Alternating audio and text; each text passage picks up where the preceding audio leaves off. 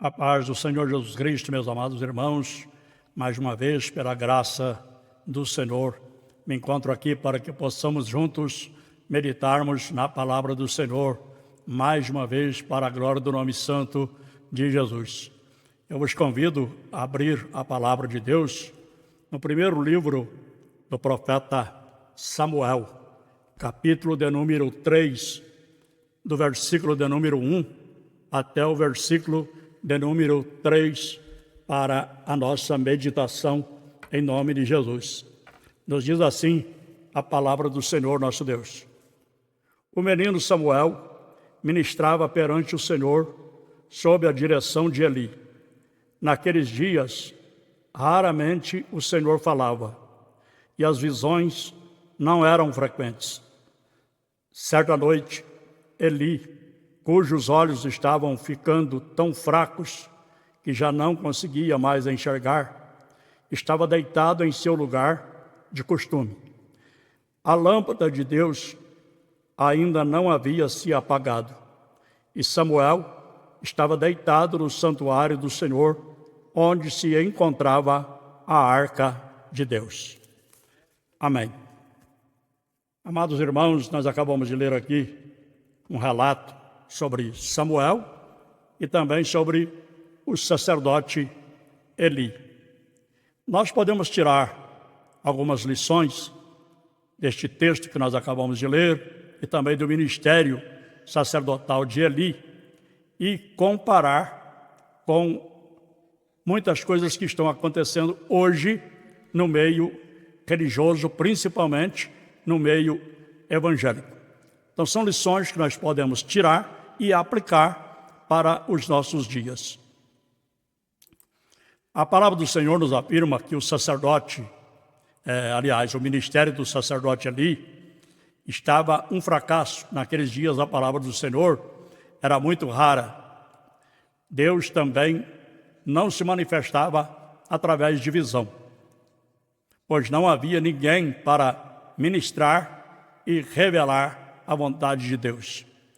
As pessoas que vinham ávidas para ouvir a palavra de Deus voltavam vazias e decepcionadas porque não havia ministro ou sacerdote competente para transmitir a mensagem de Deus ao povo. Esta é uma triste realidade que estamos vivendo em muitas igrejas em nossos dias. Há pastores que preferem pagar a pregadores e mestres para ministrarem ao povo, porque ele está vazio, não tem Bíblia, palavra de Deus, para dar à igreja. Isto é, não estou dizendo aqui no sentido literal de ter um livro, né, para dar para a igreja, mas ele não tem conhecimento bíblico da palavra de Deus para transmitir a mensagem ao povo. E assim nós podemos comparar como o tempo do sacerdote Eli, que a palavra de Deus era muito rara e também as visões. As pessoas iam com vontade de ouvir a palavra de Deus, mas não podia, porque não havia ninguém para ministrar a palavra de Deus. E hoje, como eu tenho dito quase que constantemente, a palavra de Deus também está muito escassa dos púlpitos das igrejas. Quando eu falo das igrejas, eu estou dizendo quase que a maioria. Não estou generalizando, porque existem igrejas que a palavra de Deus é proclamada, o horário da palavra de Deus é respeitado e os pregadores pregam a palavra de Deus ali no mínimo 1 hora. Então, por exemplo, se nós temos 2 horas de culto, por que não dividir esse tempo para 1 hora de louvor e 1 hora de pregação da palavra de Deus? Porque a Bíblia diz que a fé vem pelo ouvir, e ouvir a palavra de Deus. Então, se a fé vem pelo ouvir e ouvir a palavra de Deus tem que ser anunciada para que as pessoas possam ter a sua fé acrescida. Nós vemos, por exemplo, no versículo de número 2, do mesmo capítulo que nós lemos, o texto diz: E sucedeu naquele dia que, estando Eli deitado no seu lugar. Veja bem, Eli, como um sacerdote de Deus, ele estava deitado. Eli estava deitado, isto implica em dizer que ele estava deitado tanto no sentido físico como no sentido espiritual. Portanto, quando o sacerdote de Deus se deita no sentido espiritual, a obra sofre e os anarquistas dominam. As coisas começam a ficar bagunçadas, né? O mundo começa a entrar na igreja, ou melhor dizendo, no templo, né? Porque a igreja são as pessoas, somos nós. Cada um de nós somos membros da igreja. A igreja é composta por um grupo de pessoas que servem a Deus. E cada um dos irmãos, das irmãs, dos jovens, das adolescentes, dos adolescentes, é um membro desta igreja, né, que estou falando aqui da igreja no sentido universal, está espalhada pelo mundo inteiro. E quando Jesus Cristo vier para arrebatar a sua igreja, ele vai arrebatar pessoas que estão espalhadas pelo mundo inteiro. Não estou aqui falando apenas de igreja local, mas da igreja universal. Portanto, ministro deitado, não no sentido físico, mas no sentido espiritual, é um perigo.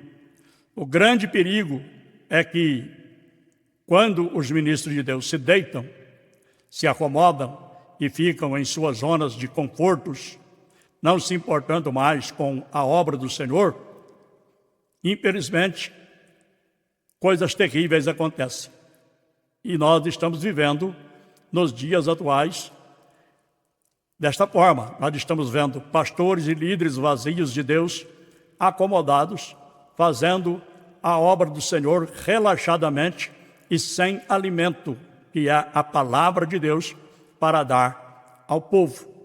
E o povo, como sempre eu tenho dito, está faminto, está com fome, está com sede da palavra de Deus. O profeta Amós profetizou sobre isso.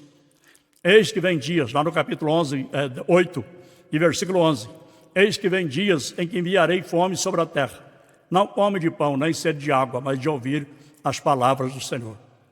E irão vagabundos de um mar até outro mar, correrão por toda parte buscando a palavra do Senhor e não acharão. Nós sabemos que esta palavra não se refere ao nosso tempo, né, mas se refere ao período da grande tribulação, e Israel também já passou por isso, né? Quando Deus não falou com o povo no período intertestamentário. E quando nós pegamos, por exemplo, a Bíblia e analisamos de Malaquias até Mateus, as Bíblias mais antigas, elas contêm ali algumas folhas em brancos. Umas têm 3 folhas, outras têm 2 folhas, e isto está mostrando o período em que Deus não falou com as pessoas, nem por profecia, nem por visão, nem por revelação, nem nada. Então nós sabemos que isto não é uma coisa 100% para os nossos dias, mas nós estamos vendo que isto, infelizmente, também está acontecendo em nossos dias. A falta da pregação genuína da palavra do Senhor, nosso Deus. E a Bíblia nos diz que o sacerdote ali, ele estava com falta de visão.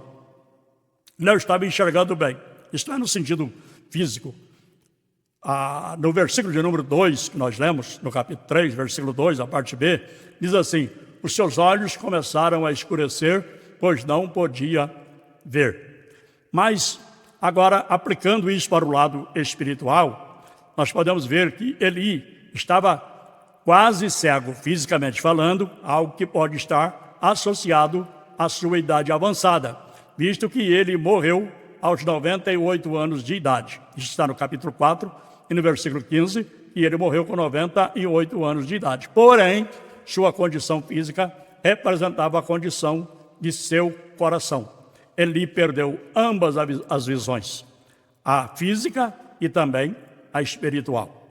Está como aqueles irmãos da igreja de Laodiceia, né, que o próprio Jesus falou: aconselho que de mim compre ouro provado no fogo para que te enriqueça, e que também use colírio para ungir os teus olhos para que veja. Eles estavam cegos espiritualmente. E também nus. Aconselho que compre, que adquira vestes espirituais para que vista e cubra a tua nudez. Portanto, a falta de visão espiritual é algo muito sério que acontece quando o homem de Deus perde esta visão.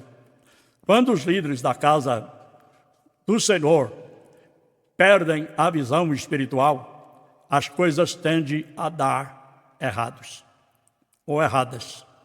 Quando um ministro de Deus perde a visão espiritual, ele começa a agir pela carne. O seu ego se exalta e o povo sofre as consequências. Mas Jesus aconselha ao anjo da igreja, como já citei aqui, na de Laodiceia, ungir seus olhos com colírio para que veja. Apocalipse 3:18. Uns perderam a visão espiritual, outros nunca tiveram a visão espiritual. Que triste realidade. Deus tenha misericórdia dos seus ministros da palavra do Senhor, principalmente no tempo atual.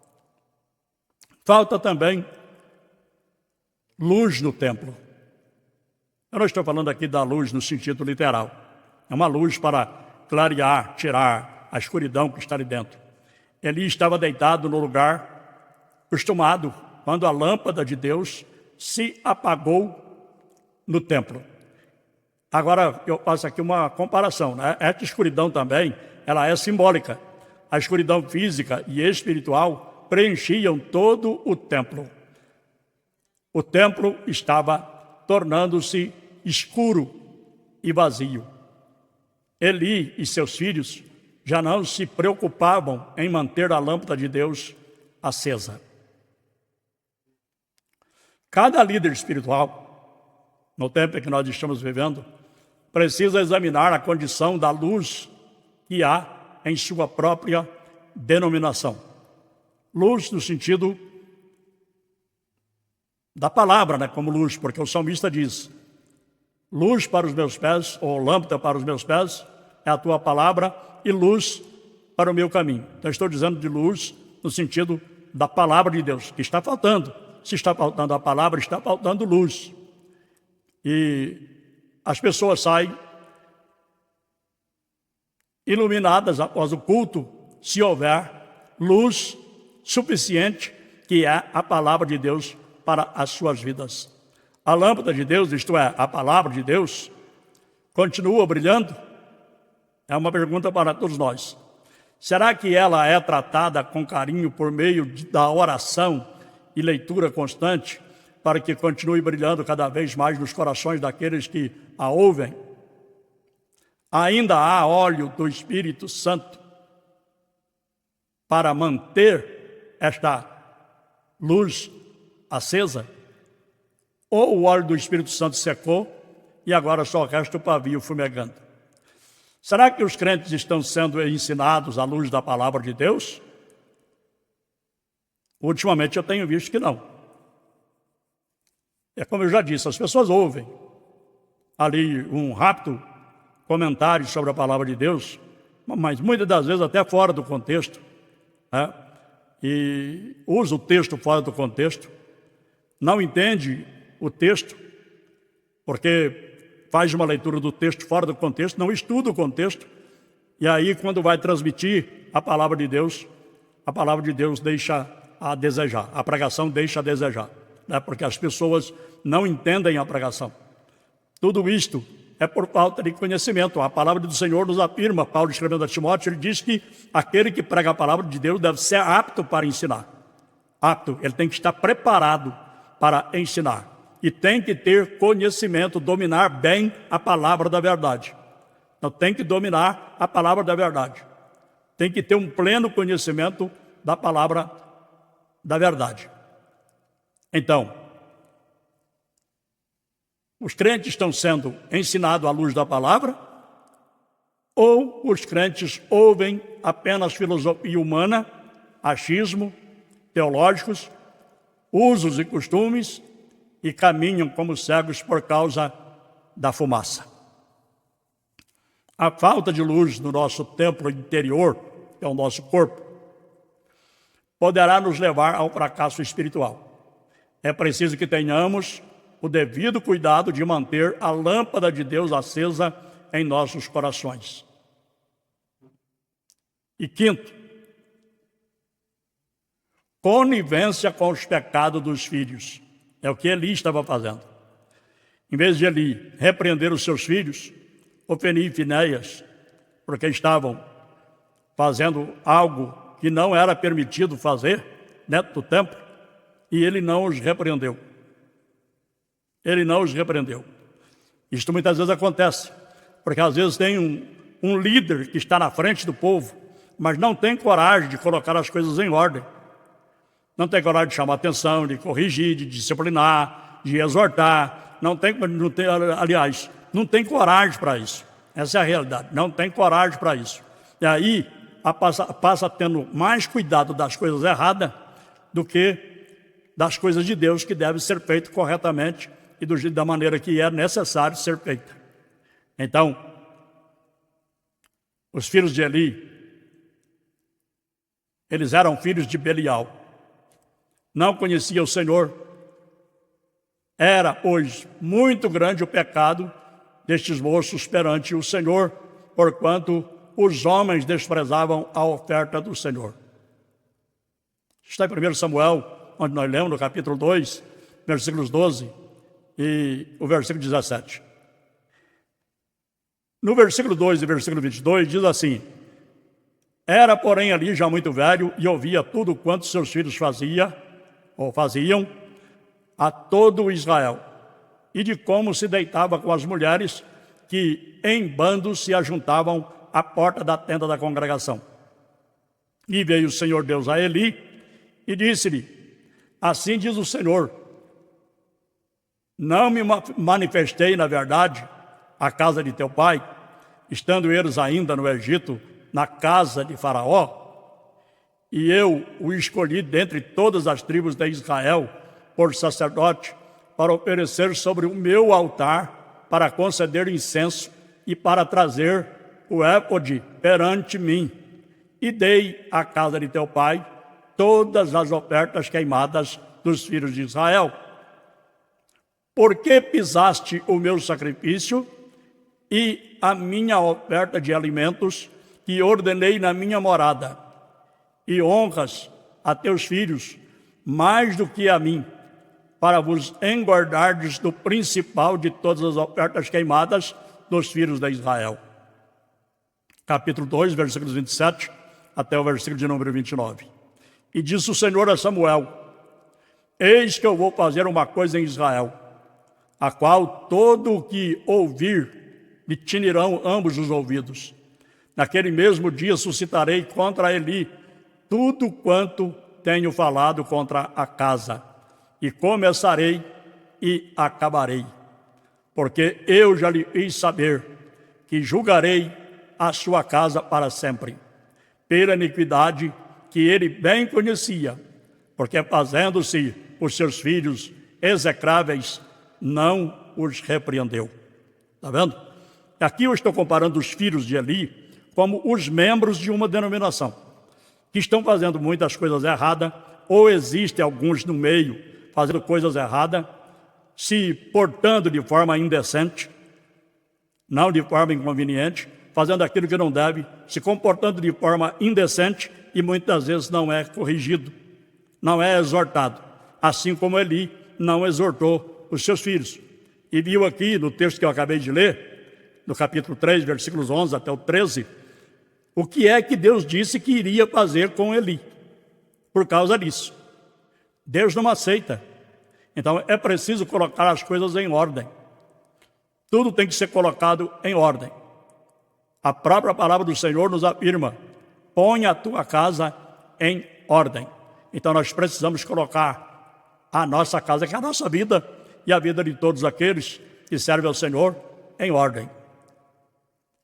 Uma antiga tradição dos escribas hebreus e a Septuaginta dizem que os filhos de Eli, Ofni e Finéias, blasfemaram contra Deus. Na atual dispensação da graça, a época que nós estamos vivendo, nós estamos vendo muitos pecados sendo dissimulados no meio do povo de Deus. Há muitos pastores e líderes sendo coniventes com o pecado.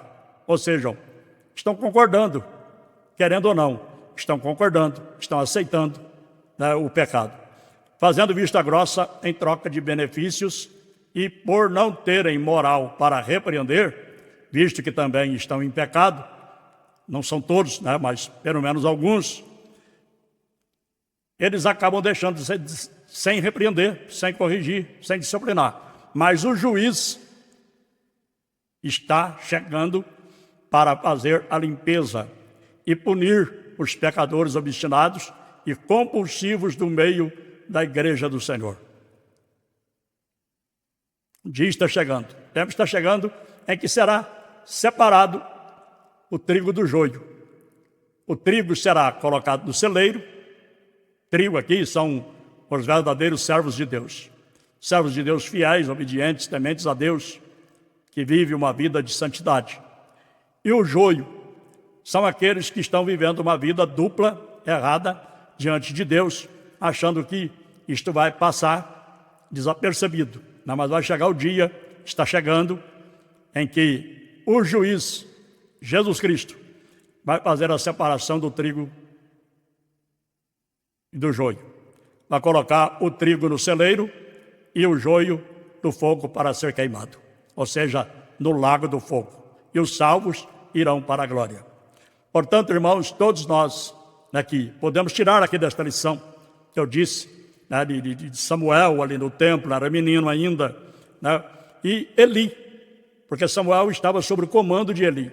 Mas nós falamos aqui sobre Eli e não sobre Samuel, mas sobre Eli, a vida, né, que contra a palavra de Deus, contra a vontade de Deus, que Eli estava vivendo, deixando as coisas acontecer como se nada tivesse acontecendo.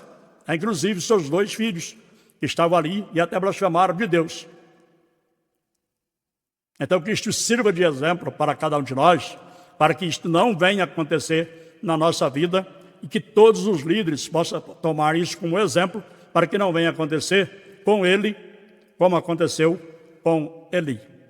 Para que o nosso ministério ele seja aprovado para a glória de Deus e para a glorificação do Senhor nosso Deus. Deus nos abençoe. Não deixe de colocar aí o seu like, viu? Ativa o sininho da notificação, comenta também aí, e você assinando, aliás, ativando o sininho da notificação, você vai receber uma notificação no seu aparelho celular quando nós colocarmos uma nova mensagem aqui, tá bom? Compartilhe esta mensagem com outras pessoas para que elas também possam chegar ao conhecimento da palavra do Senhor nosso Deus. Deus vos abençoe e até na próxima oportunidade, se Deus quiser, em nome de Jesus. Amém.